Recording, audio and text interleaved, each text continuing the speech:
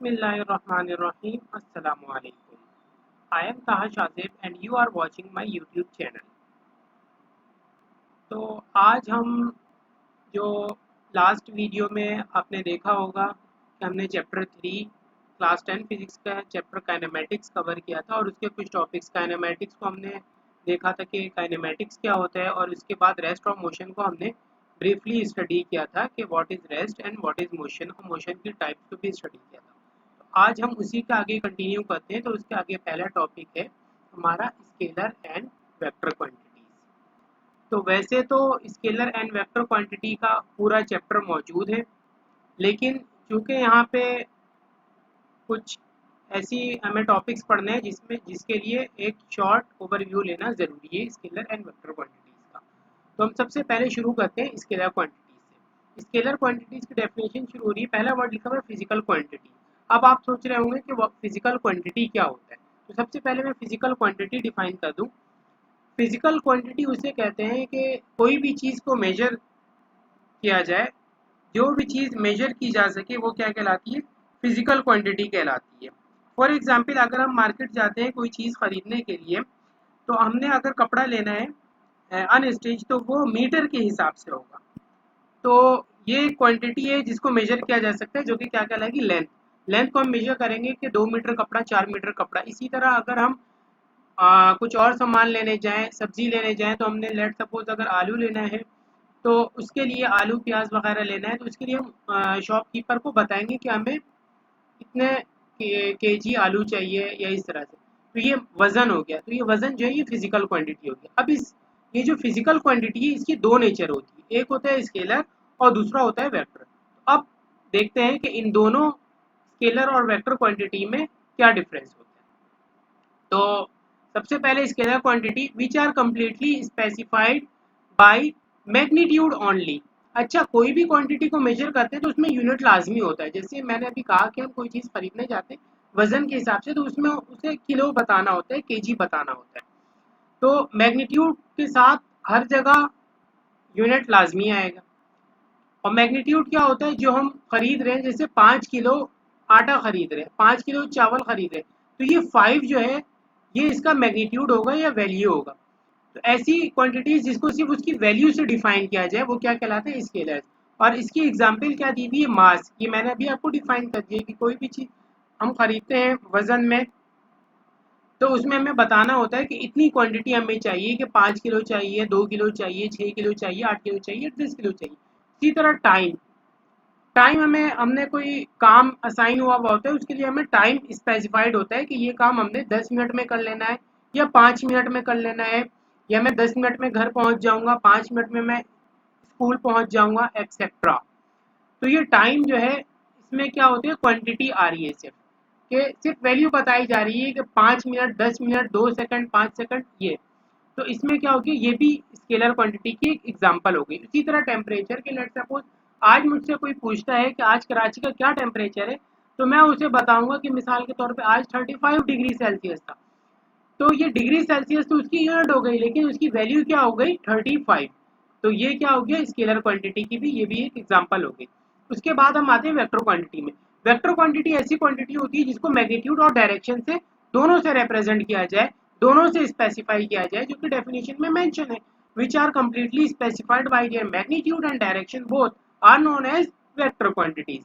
जैसे कि velocity acceleration की मैं एग्जांपल अभी नहीं समझा रहा, क्योंकि ये आगे पूरा टॉपिक मुझे समझाना है। तो हम फोर्स ले लेते हैं। फोर्स क्या होता है, कुव्वत। कोई भी चीज़ मुझे बॉडी मूव कराना है, जैसे मुझे टेबल को जो है वो एक जगह से मूव करा के दूसरी जगह लेके जाना है, तो जिस जानिब मुझे लेकर के जाना होगा मैं उस पर उस जानिब उस डायरेक्शन में फोर्स लगाऊंगा।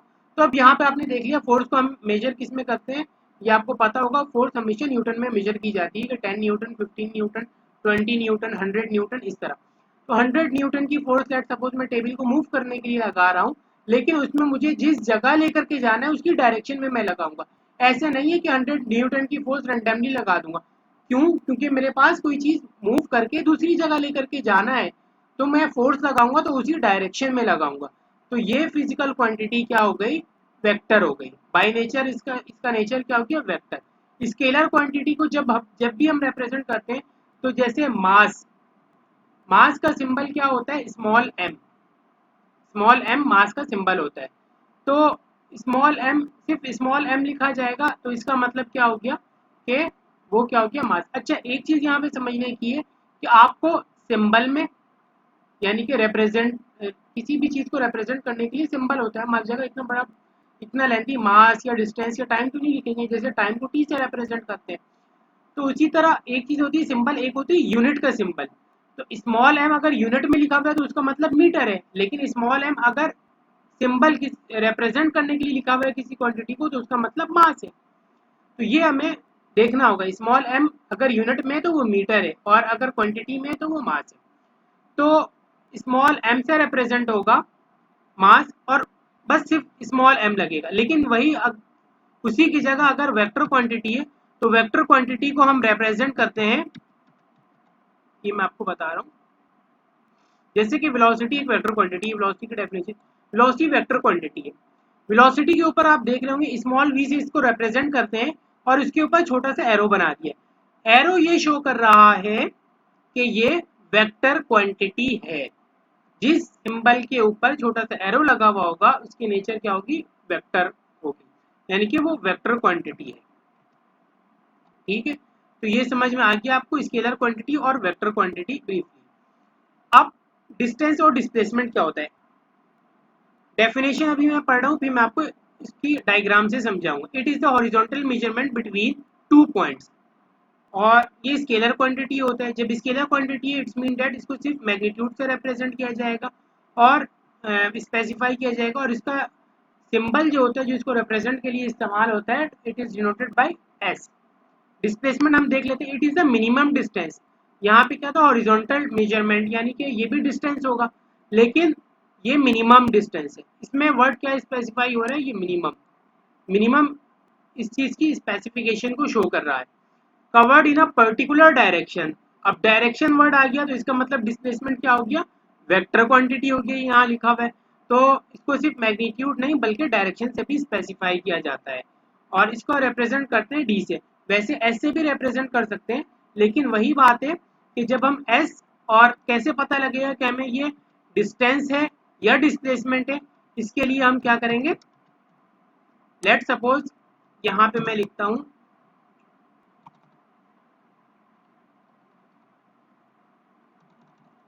एस, लिखा मैंने। अब ये एस जो है वो किसके लिए यूज हो रहा है? स्पीड के लिए। लेकिन यही एस अगर मैंने लिखा और इसके ऊपर अगर छोटा सा मैं एरो बना दूं, एरो, तो इस एस का मतलब क्या है? स्पीड। और इस एस का क्या मतलब है? ये तो इसको यहाँ लेकर आना होगा हमें।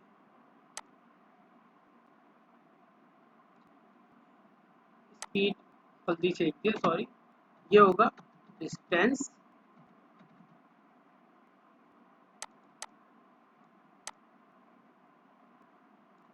और ये क्या हो जाएगा हमारे पास? डिस्प्लेसमेंट।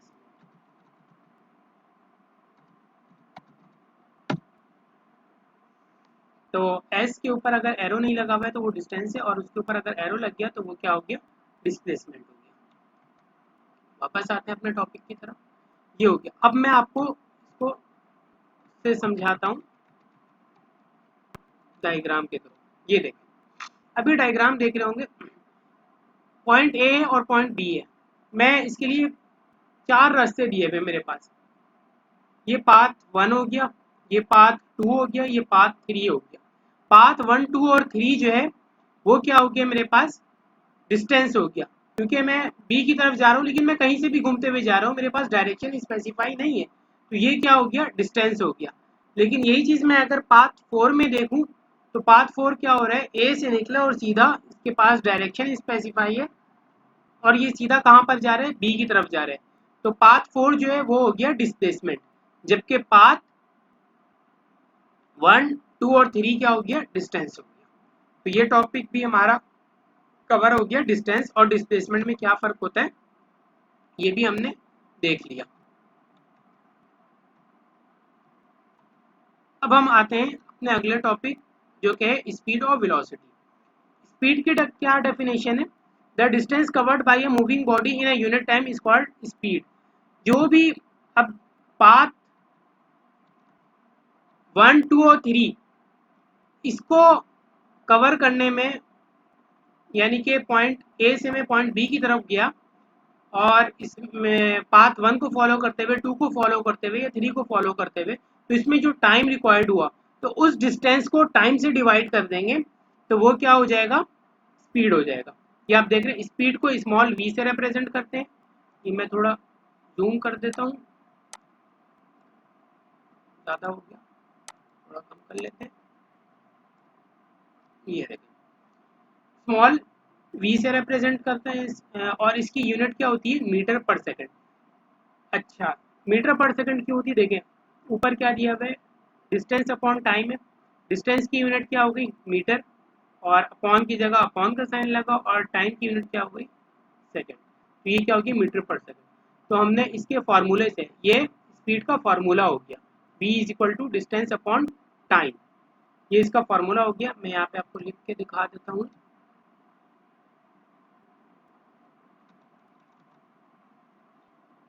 ये है v is equal to distance और अपॉन की जगह ये अपॉन का साइन, डिस्टेंस अपॉन टाइम। इसी के नीचे हम आ जाते हैं,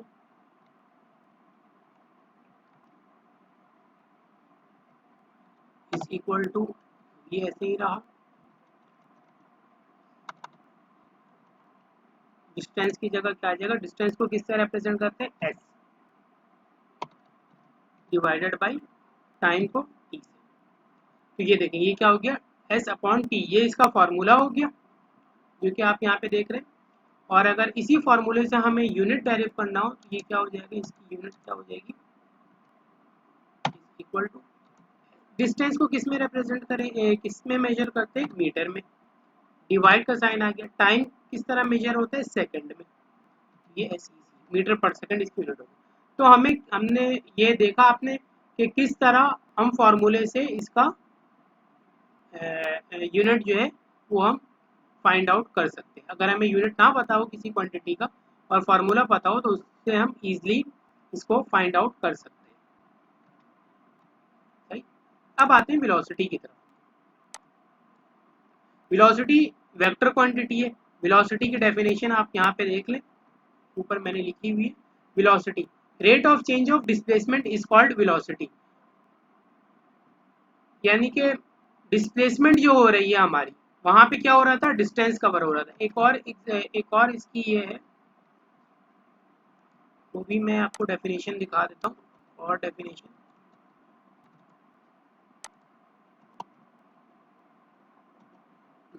distance covered by a body in a particular direction. ये भी एक डेफिनेशन है कि एक स्पेसिफाइड डायरेक्शन में जो डिस्टेंस कवर होगा। अच्छा, यहाँ पे एक चीज मिसिंग है, इन अ यूनिट टाइम या specific time is called velocity. Velocity का फॉर्मूला क्या हो गया? Displacement upon time. अच्छा, फॉर डेफिनेशन जो होती है, एक उसकी असल डेफिनेशन होती है जो उस चीज़ को बयान कर रही होती है कि ये क्या है। एक फार्मूले की को भी हम डेफिनेशन के तौर पे यूज़ कर सकते हैं। जैसे मैंने यहाँ पे क्या लिखा है? Rate of change of displacement is called velocity. यहाँ पे हम ये भी लिख सकते हैं, rate of change of velocity with respect to, complete definition हो जाएगी, with respect to time is called velocity. ये हम फार्मूले के हिसाब से डेफिनेशन बता रहे हैं और ये इसकी मेन डेफिनेशन हो गई, यानी कि स्पेसिफिक डायरेक्शन में। दोनों डेफिनेशन ठीक है, आप कुछ भी लिख सकते हैं। तो इसको रिप्रेजेंट किससे हम करते हैं? v से। स्पीड को भी हम v से रिप्रेजेंट करते हैं और वेलोसिटी को भी v से रिप्रेजेंट करते हैं। फर्क क्या है कि ये वेक्टर क्वांटिटी तो इसके ऊपर छोटा सा एरो बनेगा और इसी तरह का एरो हम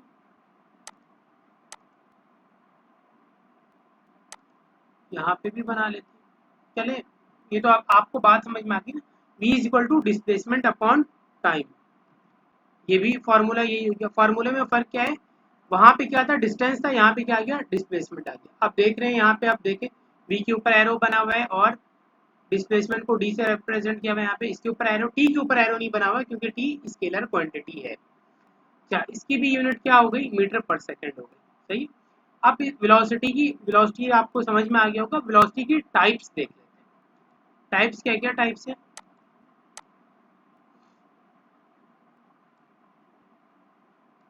ज़्यादा जूम हो गया ये। Uniform velocity, when speed and direction of motion of a body do not change, the velocity is said to be uniform. Let suppose मैं अगर बिल्कुल गाड़ी चला रहा हूँ और मेरी डायरेक्शन जो है वो वेस्ट की तरफ है। फॉर एग्जाम्पल किसी रोड पे मैं चला रहा हूँ और मैं वेस्ट की जानिब जा रहा हूँ, तो मेरी डायरेक्शन क्या है, बिल्कुल कांस्टेंट है, डायरेक्शन भी चेंज नहीं हो रही, और मैं गाड़ी को बिल्कुल एक स्मूथली चला रहा हूँ, यानी कि मैंने 50 मीटर पर सेकंड, सॉरी 50 मीटर तो बहुत ज़्यादा हो जाएगा, इतनी तेज तो गाड़ी नहीं चलानी। 20 मीटर पर सेकंड की वेलोसिटी से मैं गाड़ी चला रहा हूँ, तो ये स्मूथली, मैं गाड़ी को ना स्पीड बढ़ा रहा हूँ ना उसकी स्पीड कम कर रहा हूँ। तो मेरे पास क्या हो गई, उसकी मैग्नीट्यूड भी कांस्टेंट है, यानी कि 20 मीटर पर सेकंड है, और ना उसकी डायरेक्शन चेंज हो रही, दोनों चीज़ें कांस्टेंट है। तो ये क्या कहलाएगा, यूनिफॉर्म वेलोसिटी कहलाएगा। सही है। अब आप देखते हैं वेरिएबल वेलोसिटी क्या होगा। यूनिफॉर्म वेलोसिटी समझ में आ गया, अब वेरिएबल वेलोसिटी को देखते हैं। मैंने गाड़ी चलाना शुरू किया, मैं जा तो रहा हूँ वेस्ट की डायरेक्शन में, ठीक है, वेस्ट की डायरेक्शन में जा रहा हूँ, लेकिन मैं कहीं पे 20 मीटर पर सेकंड की रफ्तार से चला रहा हूँ, कहीं पे 25 मीटर, कहीं पे 22, कहीं पे 18 मीटर पर सेकंड, कहीं पे 15 मीटर पर सेकंड, यानी कि मेरे अंदर वेलोसिटी में चेंजिंग आ रही है। तो ये क्या हो जाएगा हमारे पास, वेरिएबल वेलोसिटी। या एक और चीज़ जो यहाँ पे मेंशन नहीं है, मैं आपको बताता हूँ कि अगर कांस्टेंट, फॉर एग्जांपल फैन हम ऑन करते हैं, फैन के अंदर वेलोसिटी में चेंज, चले फैन वाली एग्जांपल तो अभी समझ में नहीं आएगी, वो एक्सेलरेशन जब पढ़ लेंगे तब समझ में आएगी। अभी देखते हैं, अगर मैं जा रहा हूँ, वेलोसिटी मेरी कांस्टेंट है, स्पीड यानी कि वैल्यू कांस्टेंट है इस सेंस में कि मैं 20 मीटर पर सेकंड से ही चला रहा हूँ, लेकिन हर इंस्टेंट पे मेरी डायरेक्शन चेंज हो रही, तो वो भी यूनिफॉर्म वेलोसिटी नहीं कहलाएगा, वो भी वेरिएबल होगा। तो कोई भी वेक्टर क्वांटिटी को यूनिफॉर्म रहने में या कांस्टेंट रहने के लिए हम उसी वक्त कह सकते हैं कि ये वेक्टर क्वांटिटी कांस्टेंट है। कोई भी वेक्टर क्वांटिटी हो, एक्सेलरेशन हो, वेलोसिटी हो, कोई भी वेक्टर क्वांटिटी हो, जब उसका डायरेक्शन और मैग्नीट्यूड दोनों कांस्टेंट रहेगा, तब हम कह सकते हैं कि ये क्वांटिटी जो है वो कांस्टेंट है, या इसमें चेंजिंग नहीं आ रही है। ठीक है। तो स्पीड और वेलोसिटी की टाइप्स भी समझ में आ गई। अब हम आते हैं आज के इस वीडियो के, हमारा लास्ट टॉपिक जो है वो है एक्सेलरेशन। एक्सेलरेशन को हम रिप्रेजेंट करते हैं, इसे थोड़ा जूम कर लेते हैं।